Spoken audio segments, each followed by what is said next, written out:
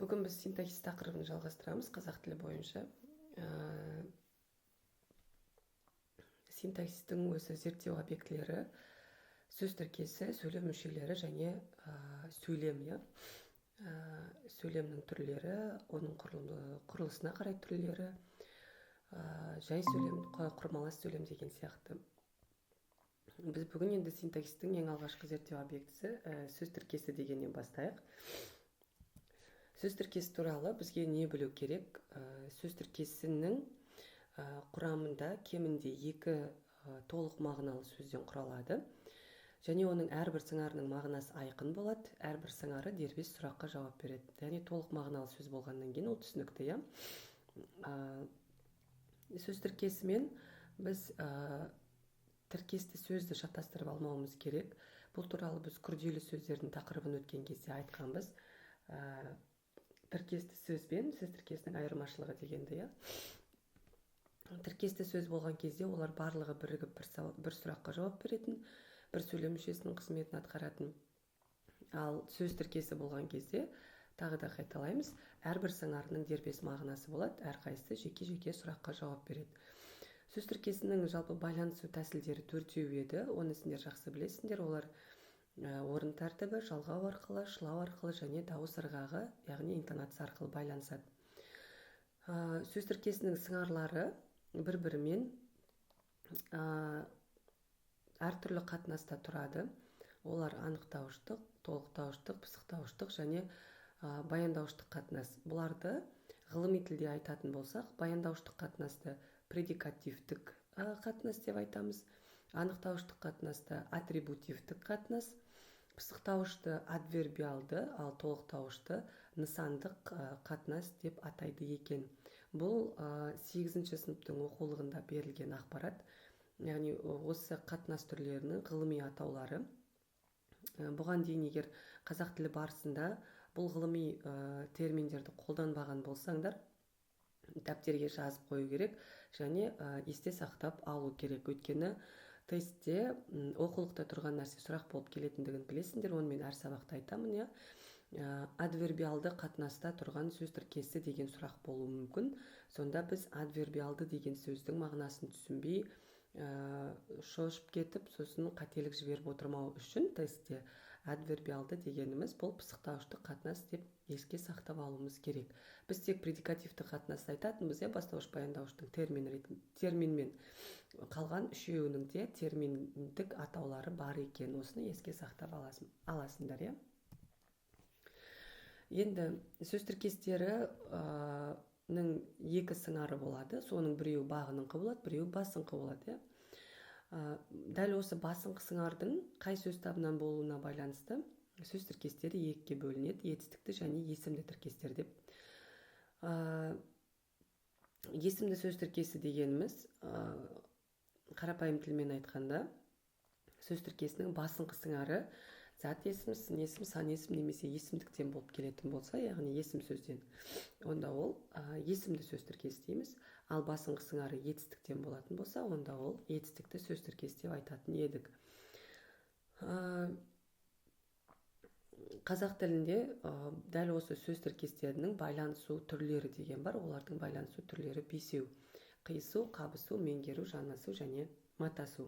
Біз қазір осылардың әрқайсына тоқталамыз. Қиысу дегеніміз не еді? 8-ші сыныпта біз осы тақырыпты өткен кезде мен сендерге жаздыртқанмын, естеріңде болса, әрқайсының формуласын қысқаша. Бүгін енді соны кішкене толықтырып айтамыз. Қиса байланыс деген бұл бастауыш пен баяндауыштың жақ-жағынан үйлесе байланысуы, яғни сөздердің жіктеліп барып қолдануы. Қарапайым тілмен айтқанда, бастауыш пен баяндауыштың байланысуы қиысу деп аталады, яғни бағыныңқы сыңар бастауыш, басыңқы сыңар баяндауыштан келіп тұратын болса, мысалы, мен жазамын, не істеймін жазамын, кім мен деген сияқты. Мен мұғаліммін, мысалы.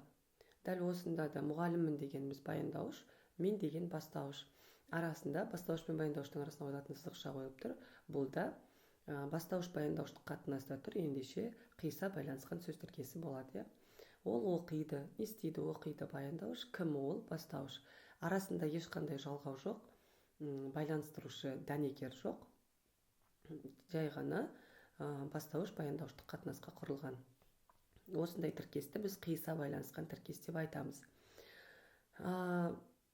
Есте сақтау керек ақпарат мынадай. Қиыса байланысқан сөз тіркестерінің сыңарлары бастауыш және баяндауыш болады. Қиыса байланысудың құралы жіктік жалғауы болса, қиысу сөз тіркесін емес сөйлем түзеді дейді. Мысалы, мен жазушымын, сен баласың, біз барғанбыз дейді. Жақсы, қиысуға қатысты айтатынымыз осы. Кеттік ары қарай. Келесі бұл матасу. Матаса байланысу дегеніміз ілік септігіндегі сөздің тәуелдік жалғауындағы сөзбен өзара байланысу. Яғни бағының қысыңар ілік септігінде, басың қысыңар тәуелдік жалғауында тұрады. Мысалы, менің кітабым деген сияқты, менің деген сөз ілік септігінде тұр. Кімнің ненің болып, кітабым бірінші жақта тәуелдік жалғауында тұр.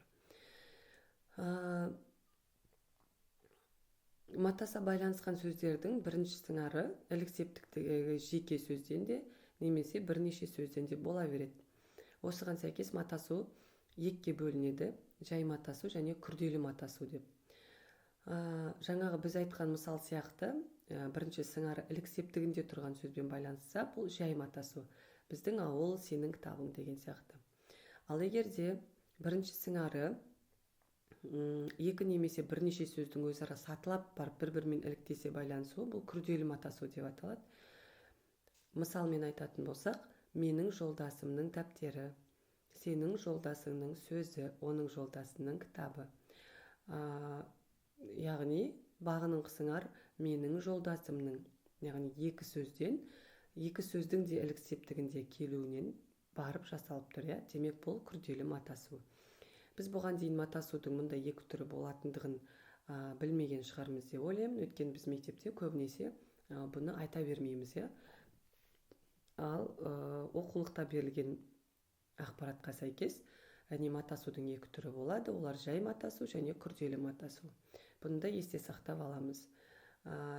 Бағының қысыңары бір ғана сөзден болса, ілік септігінде жай, ал екі немесе одан да көп сөзден болса, ілік септігінде тұрған, онда ол күрделі матасу деп аталады екен.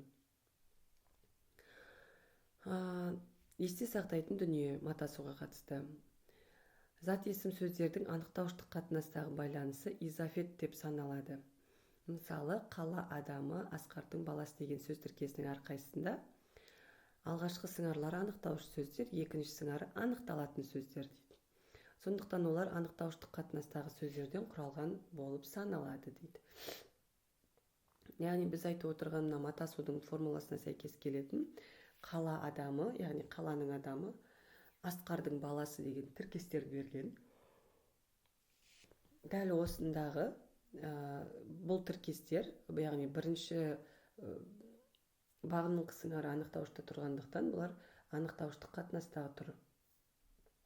Дәл осындай зат есім сөздердің анықтауыштық қатынастағы байланысы ғылымда изафет құбылысы деп аталады екен. Изафет. Яғни бұл бізде тестте изафеттік қатынастағы тіркес деген сұрақ түрінде келуі мүмкін. Яғни изафеттік қатынас дегенімізде сонда анықтауыштық қатынас, нақтырақ айтқанда анықтауышпен басыңқы сыңары зат есім болып тұру керек деген сөз ғой. Зат есім, яғни есімді тіркес, то есть но қатынасы анықтауыштық қатынас болады. Дәл осындай құрылым қазақ тілінде изафет деп аталады екен. Осыны да еске сақтаймыз, міндетті түрде дәптерге жазамыз. Мұнда енді изафет құбылысына қатысты анықтама, қосымша ақпарат берілген. Бұны кейін өздерің қажет деп санасаңдар, оқып алсаңдар болады. 8-ші сыныптың оқулығында бар. Немесе осыны скрин жасап алып, кейін немесе видеодан қарап отырып оқып шығуға болады өздерің үшін. Келесі байланыс түріне көшейік. Бұл қабысу. Қабыса байланысу дегеніміз не? Бұл бағыныңқы сөздің басыңқы сөзбен атау тұлғада тұрып жалғаусыз орын тәртібі тәсілмен байланысуы. Яғни біз бағана байланысу тәсілдерін айттық, иә. Орын тәртібі, интонация, жалғаушылау арқылы деп. Осындағы орын тәртібі арқылы байланысқан тіркестер қабыса байланысқан тіркес деп аталады. Қабыса байланысқан сөздердің басыңқы сыңарлары есім сөзден де, етістіктерден де бола береді. Мысалы, желсіз түнде жарық ай. Не жарық ай, иә, Абайдың өлеңінен алынған мысал. Еңбекші халық, күткен күн, алтын сағат. Мысалы, осындағы алтын сағат, не сағат, қандай сағат, алтын сағат. Қабыса байланысқан тіркес орын тәртібі арқылы. Таза сөйлеу, не істеу, сөйлеу, қалай сөйлеу, таза сөйлеу. Бұл да қабыса байланысып келген тіркес. Бірақ аттау, не істеу, аттау, қанша аттау, бірақ аттау деген сияқты мысалдарды айтуға болады. Яғни осы мысалдарда оның басыңқы сыңары етістіктен де болып тұр, және есім сөздерінде болып тұр. Қабысудың да матасу сияқты жай және күрделі түрлері бар. Дара ұғымды сөздің қабыса байланысуы жай қабысу болады. Ал тура жаңағы матасудағыдай бағыныңқы сыңары бірнеше сөзден құрылса, онда ол күрделі қабысу болады. Мысалы, 4 бөлмелі үй. Не үй, қандай үй, 4 бөлмелі үй. Бағыныңқы сыңар 2 сөзден құралып тұр, 4 бөлмелі деп. Ендеше бұл күрделі қабысу. Сол сияқты бұйра бас жігіт. Кім жігіт, қандай жігіт, бұйра бас. Мұнда да бағыныңқы сыңары 2 сөздің тіркесуінен келіп тұр, демек бұл да күрделі қабысу болады. Ал енді мөлдір су, жалт қарау деген сияқты тіркестерде бағыныңқы сыңары бір-ақ сөзден тұрғандықтан бұл жай қабысу болып табылады екен. Енді қабысуға қатысты біз тағы да есте сақтау керек, мынандай қосымша ақпарат бар.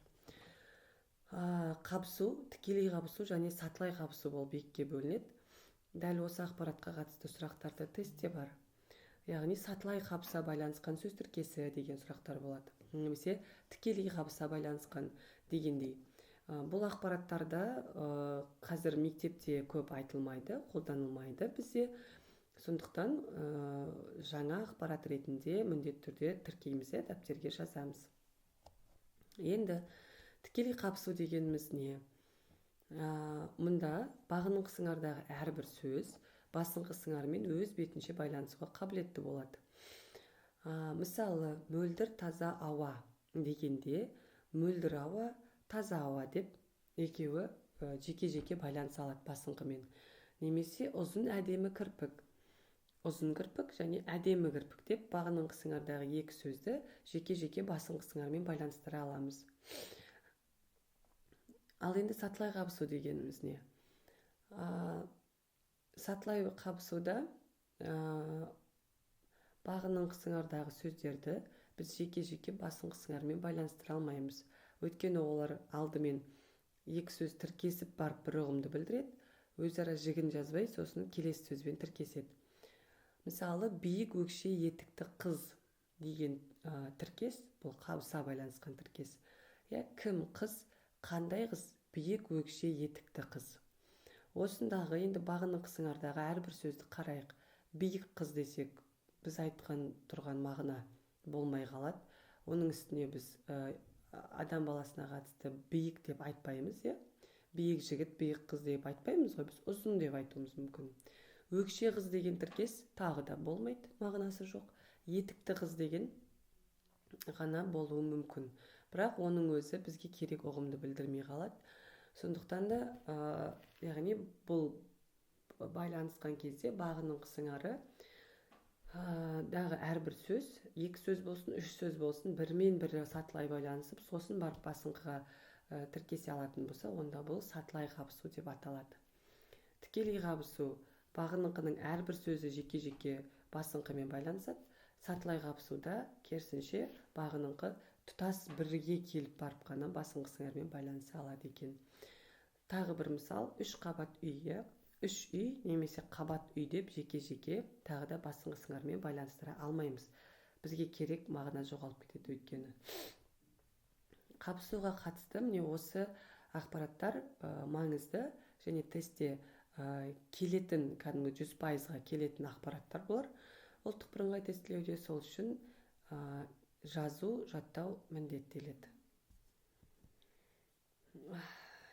Енді мен қазір өзім кішкене байқап отырсаңдар ауырыңқырап отырмын. Сол үшін де мына тапсырмаларды да өздеріңе үйге тапсырма ретінде орындауға қалдырайын. Қазір скрин жасап алуға болады, немесе кейін видеодан көріп алуға болады. Мынандай тапсырма: берілген сөйлемдерден қабыса байланысқан сөз тіркестерін табу керек, және олардың қайсысы тікелей қабысу, қайсысы сатылай қабысу болып тұрғандығын жазып шығу керек. Үйге тапсырма ретінде жазып аламыз. Келесі сабақта сұраймын. Келесі байланысу түрі бұл жанасу. Жанасу дегеніміз не? Жанаса байланысқан тіркестер көбінесе интонация арқылы бір-бірімен байланысады, дауыс ырғағы арқылы. Олар сөйлем ішінде қатар тұруы міндетті емес. Олар сөйлемнің біреуі басында, біреуі соңында немесе ортасында тұруы мүмкін. Мысалы, малшылар жайлаудан кеше келді деген сөйлемде, мысалға кеше келді деген тіркесті алып қарайық.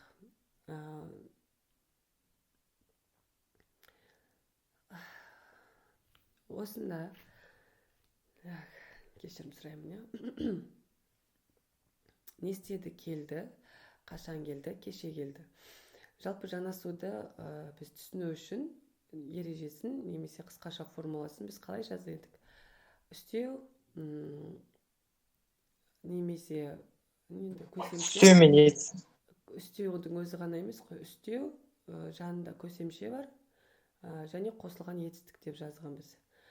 Үстеу мен көсемшенің етістікпен байланысуы жанаса байланысқан тіркесті білдіретін еді. Мысалы, осындағы кеше келді дегенде қашан келді? Мезгіл үстеу. Не істеді? Келді, етістікті білдіріп тұр. Енді жанасуға қатысты есте сақтайтын ақпарат мынау.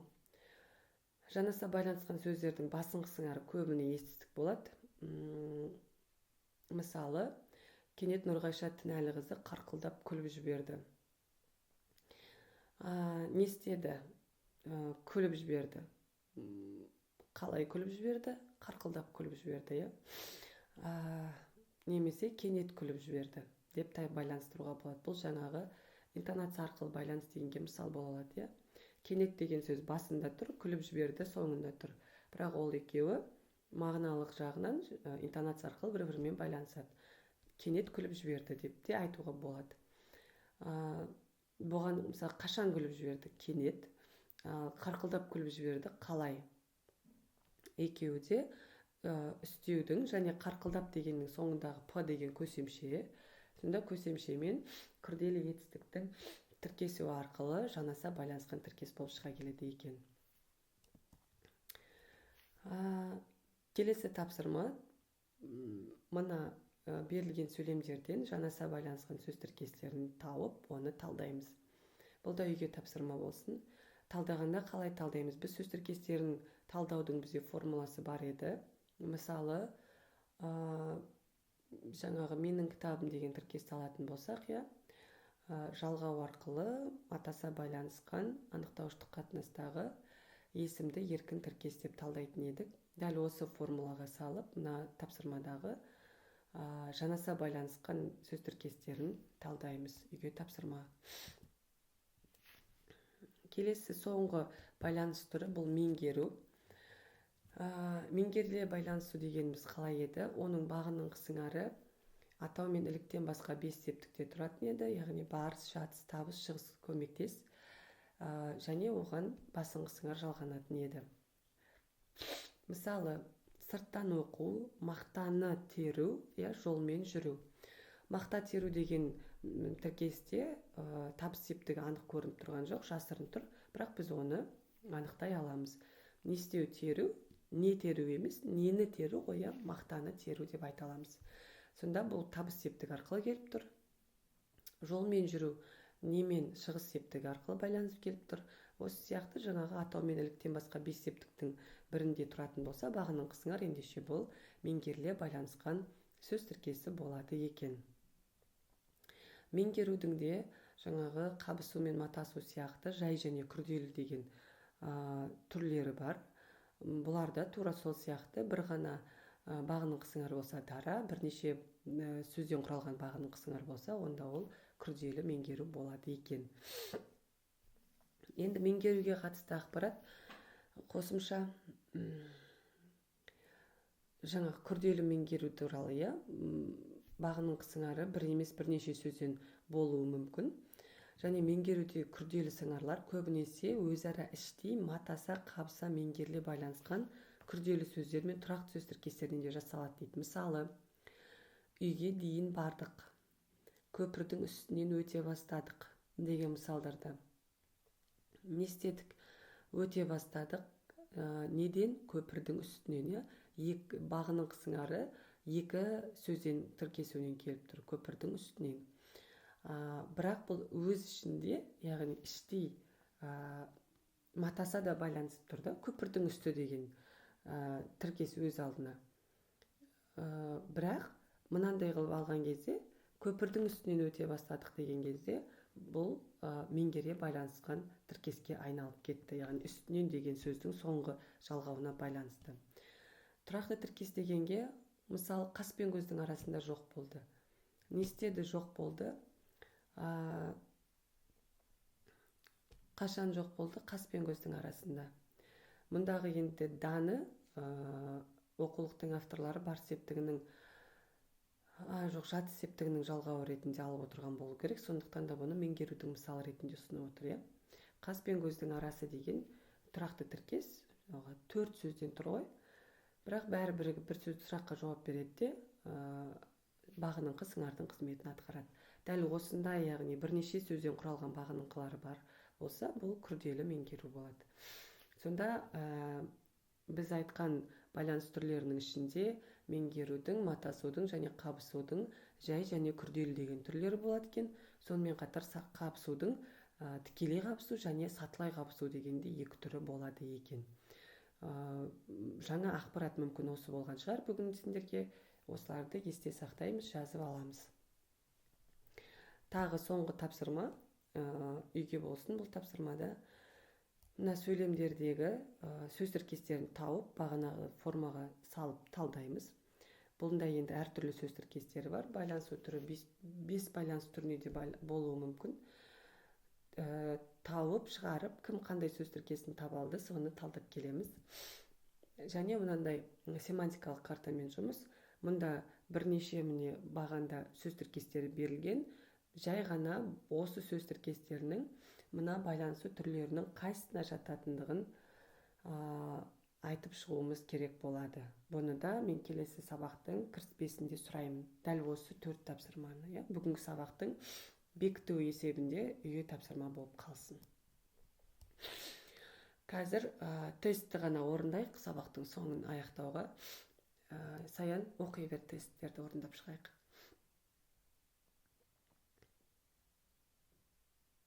Аузыма естіліп тұр ма, апай? Иә, естіліп тұр, оқи ғой. Қазір қатып отыр. Меңгеру арқылы байланысқан. Байланысып тұрған тіркесті табындар.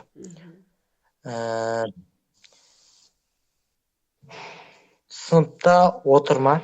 Иә. Жаңағы меңгеру ол септіктер мен жетістік арқылы. Атау мен іліктен басқа 5 септік, иә? Атау мен іліктен басқа. Екінші, қабыса байланысып тұрған тіркесті табыңдар. Қабысу ол бізде жаңағы сын есім, сан есім, есімше сол арқылы. Бұл жерде әдейі келді. Жоқ, ол қалай болып кетеді, жанасу болып кетеді. Сен үшінші сұрақтың жауаптарын қарап отырсың, Саян, екінші сұрақтың жауаптарын. Әдепті оқушы, қандай оқушы? Иә, қабысу, жақсы. Жанаса байланысып тұрған тіркесті табыңдар. Әдейі келді, қалай келді?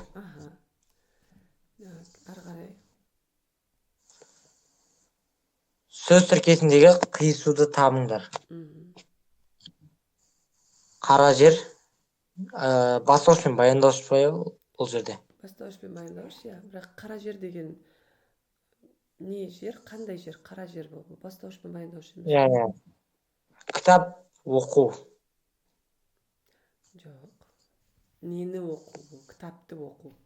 Кітапты оқу. Ол меңгеру болады. Бізге қиысу керек. Кіммен? Анаммен бірге. Сен келдің. Кім? Сен келдің болды ғой, иә? Иә, сен келдің ба? Сен келдің. Мгм. Сөз тіркесіндегі матасуды табыңдар. Мгм. Атаның баласы. Атаның баласы. Кімнің баласы? Дұрыс, аха. Келесі сұрақ. Меңгере арқылы байланысып тұрған тіркесті табыңдар. Мгм. Ананың тілегі алғыр оқушы, ертеңі бітпес. Абайға қарады. Жақсы. Кімге? Бар септің. Жақсы. Саян сенен басқа Сөздердің оқушы бар ма? Отырған аяулыңдар бар ма? Маған көрінбейді. жоқ. Жақсы, Шығып онда кет. өзің аяқтай бер. Мгм. Сөздердің қосымша арқылы байланысын көрсетіңдер. Қосымша ол жаңағы жалғаулар арқылы. Иә. Күлшаттың қызы. Мгм. Анықтауыштық қатынастағы есімді сөз тіркесін көрсетіңдер. Мгм. Қандай? Қоян жүрек. Ол сөз тіркесі ма, қоян жүрек деген? Күрделі сөз ғой. Күрделі сөз. Аяулы жан, жылы киінді. Жылы киінді. Қалай болып кетеді ол, иә? Қалай болып кетеді? Және киінді деген етістікті болып кетеді ғой. Аяулы жан. Иә. Кім жан? Қандай жан? Қандай жан? Аяулы жан. Аха. Келесі. Сөздердің септеулік шылау арқылы байланысын көрсетіңдер. Мгм. Септеулік шылау. Мектептен соң келді. Жақсы. Сөздердің септеулік жалғау арқылы байланысын табыңдар. Бұл да жалғау емес, шылау деген сұрақ болу керек. Өйткені жалғаудың септеулік деген түрі жоқ қой. Соны түсінбей қалып, миым құрып қалды. Айтқан сайын түсінді ма? Аха. Айтқан сайын Жоқ. Септеулік. Олар үшін босатылған. Олар үшін босатылған, иә, атау септігімен келіп тұрған. Үшін деген ғой. Жақсы. Саян сұрақ бар ма қазақ тілден бүгінгі қатысты тақырып? Сұрақ жоқ, түсінікті. Жазып алдым дәптерге түртіп. Аха, молодец. Үйге берген тапсырмаларды Скриншот алдым. орындаймыз, иә. Келесі сабақта сұраймын. Жарай ма?